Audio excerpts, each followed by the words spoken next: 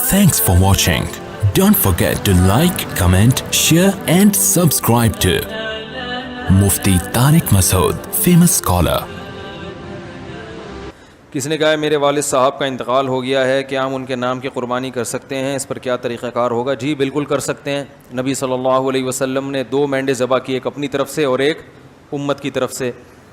اور آپ نے ایک دفعہ ایسا بھی کیا کہ ایک قربانی اپنی طرف سے اور ایک ان کی طرف سے جو قربانی نہیں کر سکے. تو اس لیے پتہ چلتا ہے کہ قربانی کسی دوسرے کی طرف سے بھی کی جا سکتی ہے. تو آپ نے مرحوم والدین کے لیے کر سکتے ہیں، صرف ابا سے کر لیں، صرف اماں کے لیے کر لیں، دونوں کے لیے کر لیں، کوئی حرج نہیں ہے. ہاں اب دونوں کے لیے کریں گے تو کیا ثواب تقسیم ہو کے ملے گا دونوں کو؟ یہ ایک سوال ہے. بھائی سمجھ میں آ رہا ہے؟ بھائی ایک بکرا، ایک دمبا یا گائے کا ایک حصہ آپ کے مرحوم والدین دونوں کے لیے کر لیا آپ نے، تو کیا آدھا آدھا دونوں کے لیے ہوگا یا دونوں کو پورا پورا ثواب ملے گا؟ اس میں علماء کی 2 رائے ہیں، کیونکہ اس کے بارے میں قرآن و سنت خاموش ہیں. صحیح ہے نا؟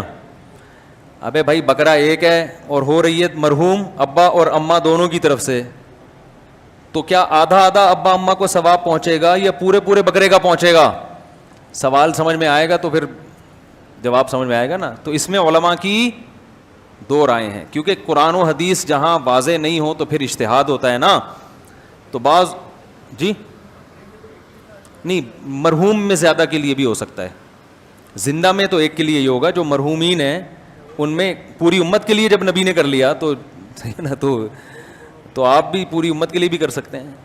اصل میں ہوتا وہ آپ ہی کی طرف سے ہے، تو آپ چونکہ ایک ہیں تو آپ ایک ہی بکرا کریں گے، لیکن اس کا ثواب پہنچایا جاتا ہے زیادہ لوگوں کو. تو وہ 2 کے لیے بھی ہو سکتا ہے، 10 کے لیے بھی ہو سکتا ہے، پوری امت کے لیے بھی ہو سکتا ہے، وہ زندوں کے لیے بھی ہو سکتا ہے، لیکن وہ ہوگا پھر آپ کے لیے. لیکن جب آپ قربانی 2 کی طرف 2 زندوں کے لیے کر رہے ہوتے ہیں، پھر وہ دونوں کے لیے الگ الگ ہو رہی ہوتی ہے، اس میں ایک میں 2 آدمی شریک نہیں ہو سکتے. لیکن صرف ثواب پہنچانے کی حد تک جہاں تک بات ہے، تو ثواب پہنچانے میں تو 10 کو پہنچا دیں آپ.